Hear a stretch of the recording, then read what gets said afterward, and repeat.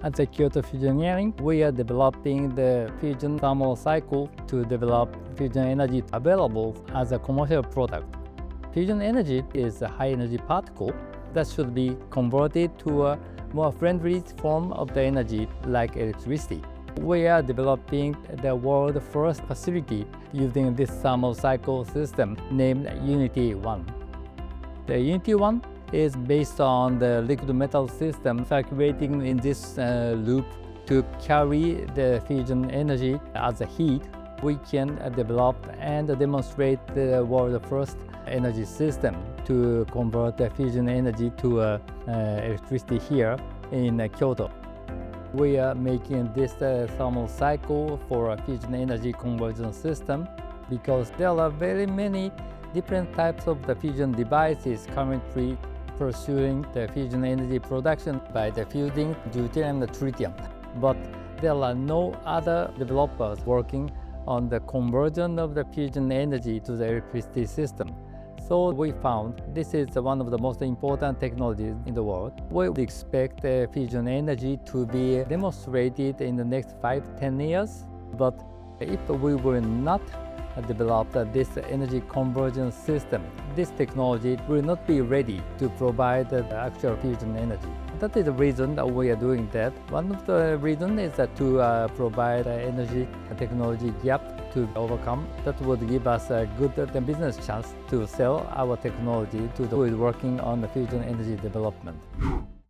Let's take a look at UNITY-1. This is UNITY-1. UNITY-1 is designed to simulate an extreme heat of a fusion reaction. It circulates a molten lithium-lead alloy and connected it to a system that can convert that heat into the usable power.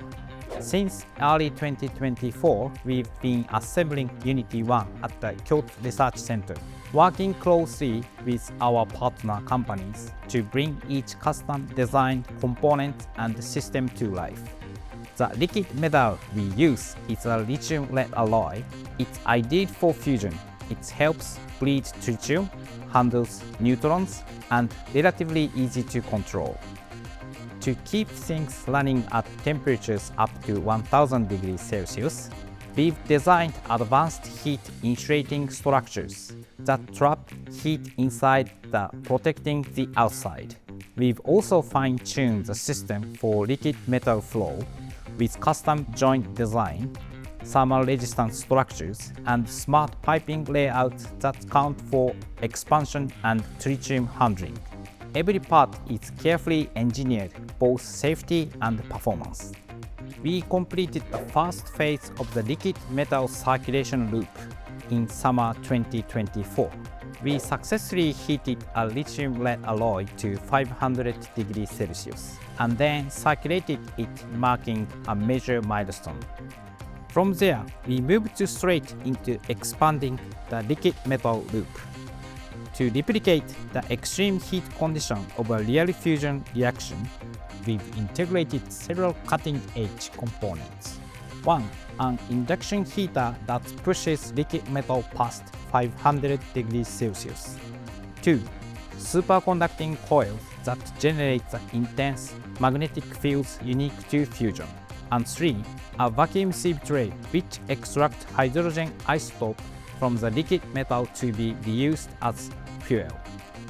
All of these are now installed and working together as part of UNITY-1's advanced test environment. Since early 2025, we've been testing the vacuum sieve tray and successfully operated it with flowing liquid metal.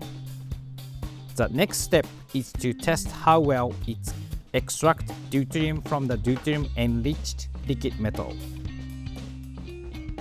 Developing this kind of equipment means pushing materials to their limits. Fusion energy demands components that can survive extreme heat and intense magnetic fields. That's why we are creating advanced materials like a silicon carbide, fiber-reinforced ceramics, and using metals like molybdenum and tungsten, known for their high temperature resistance. While some power generation tech can be adapted from other industries. Fusion requires materials built specifically for its harsh environment. By partnering with top-tier Japanese manufacturers, we are meeting that challenge head-on. Now we are running magneto-hydrodynamic experiment using the superconducting coil. The goal is to confirm that liquid metal can flow smoothly through the pipes and transfer heat efficiently, even inside a powerful magnetic field. Next up, a power generation test using a lithium-lead alloy heated to 500 degrees Celsius. The plan is to transfer that heat to compressed air, then use that air to drive a turbine, turning fusion heat into actual power. And in parallel, we are preparing another test, this time using a blanket, a key component of fusion plants.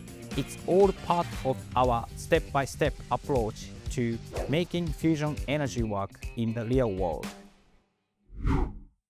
This UNITY-1 system would certainly be the world's first attempt to demonstrate the fusion energy conversion technology. We have a confidence, knowledge, experience, and also talent, and what we are doing would certainly be supported by the Japanese industry who has a very strong and high quality technology to make this system real. So that the workforce, the team, and the staff members is one of the most important products of our project. Stay tuned on our activity that we are making a progress, our effort, and our achievement that will come, will lead us and all of the world energy consumers to have a better future with the fusion energy. Thank you very much.